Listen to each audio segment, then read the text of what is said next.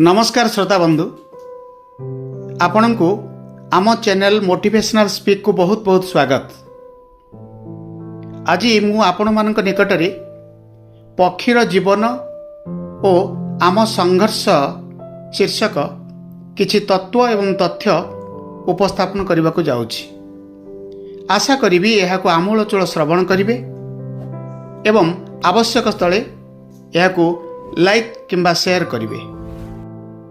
बंधुगण, जी पड़ीजा भय केबे उड़ीबा को चेष्टा करे नाही से केबे भी आकाशर उच्चता मापी पारिबो नाही।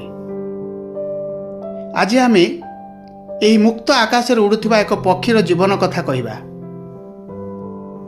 गोटे छोट पक्षी आमको एमिति किछि शिखाई पारिबो जहा बड़ बड़ वैज्ञानिक माने भी शिखाई पारिबे नाही।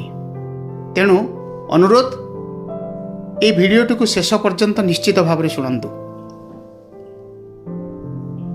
गोटे पक्षीर जीवन केवल उड़ीबा नुहे बरम जीवन सह लड़िबा।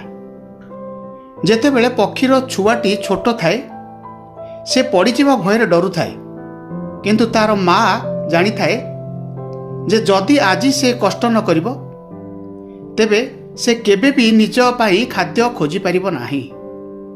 एथिपाई माँ पक्षीटी तार छुआ को बसारू तलू ठेली दिए।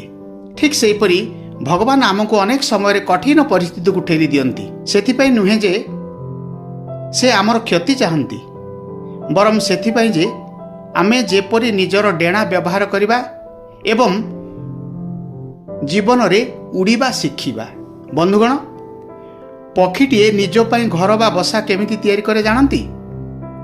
से प्रतिदिन हजार हजार थर उड़ी गोटे गोटे कुटा संग्रह करे। केबे भावंतु तो जदि से अलसुआ हो बसी रहंता तेबे कौन तार छुआ माने सुरक्षित हो रहंते? से छोट पक्षी पाखरे कौन सी बैंक बैलेंस नाही कि खाद्य साहित्य रखिबा पई जागा भी नाही, तथापि से सखाळु हसी हसी गीत गाई गाई उड़ी जाए एवं से निजर काम करि चाले। यह हेउछि असल जीवन।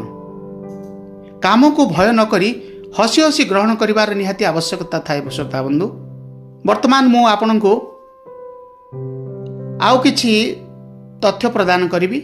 आपण केबे झड़ समय गोटे पक्षी को डालर बसिथिबार देखिचंती? प्रबल पवन रे डालटी हलुथाए, लागे सते जेमिति डालटी एबे ही भांगी जीवो, किंतु पक्षीटी डरे नाही। काहेकि जानती?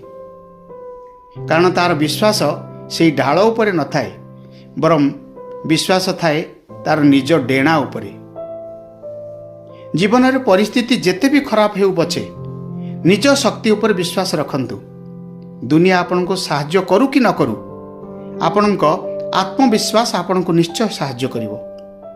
शेष रे एतिकी कहिबी, पक्षी भली उच्च आशा रखंतु एवं सही आशा को पूरण करने पे कठिन परिश्रम करंतु।